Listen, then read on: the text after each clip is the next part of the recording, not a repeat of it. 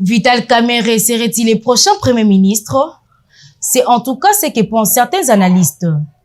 Pressenti comme le successeur de Jean-Michel Sama Lukonde, le président de l'Union pour la nation congolaise a encore des ennuis judiciaires. La question qu'on se pose est de savoir si ces ennuis peuvent être une entrave à son choix comme chef du gouvernement. La réponse dans cet élément signé Joël Diawa.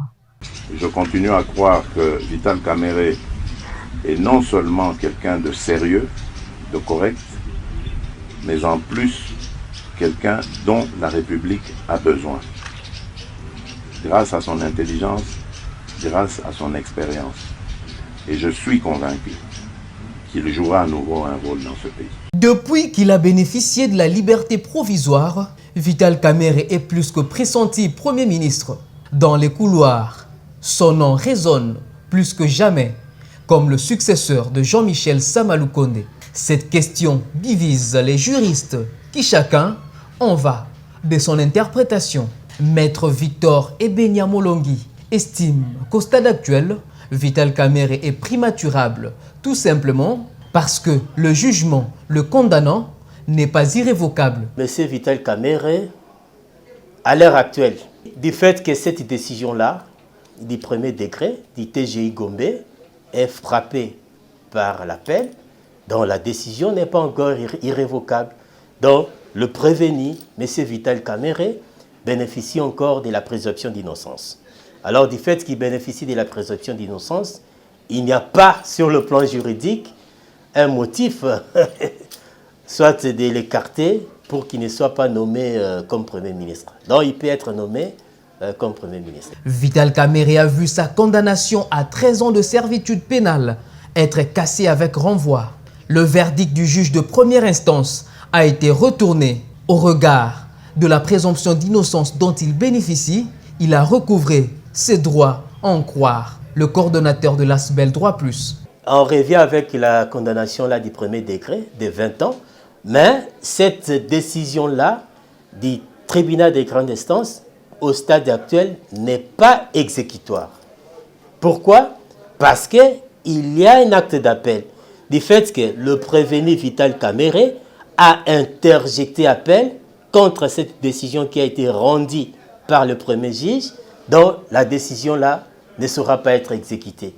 Au cas où les rumeurs faisant état de sa nomination à la primature venaient à se confirmer, deux conséquences majeures s'en suivront sur son dossier judiciaire. Un Premier ministre bénéficie de ce qu'on appelle le privilège de juridiction. Le Premier ministre, son juge pénal, c'est la Cour constitutionnelle. Hein, si on doit le poursuivre, ce n'est pas devant le tribunal de grande instance, ni devant la Cour d'appel, mais c'est devant la Cour constitutionnelle. Et là, c'est la première conséquence. Et aussi, le Premier ministre, s'il faut le mettre en accusation, il bénéficie de ce qu'on appelle les immunités de poursuite. Hein? Il faut obtenir d'abord l'autorisation des deux chambres réunies au Congrès, hein, comme le dit la Constitution. Donc, dans ces cas-là, il y aura des conséquences sur le procès en cours. Donc, le juge de la Cour d'appel ne saura plus continuer avec ce procès-là parce que M. Vital Kamerhe, si jamais il venait d'être nommé Premier ministre, n'est pas justiciable de la Cour d'appel en matière pénale. Mais pour les autres infractions des droits communs commises en dehors de l'exercice de leurs fonctions, comme le cas de Vital Kamerhe, qui est poursuivi pour l'infraction de détournement des deniers publics, quand il n'était pas encore Premier ministre, là on dira que c'est l'une des infractions commises en dehors des fonctions du Premier ministre et du Président de la République. Dans ces cas-là, s'il faut le poursuivre, la loi dit ceci. On va surseoir, attendre jusqu'à ce qu'il va quitter cette fonction-là du Premier ministre ou du Président de la République pour continuer avec l'instruction.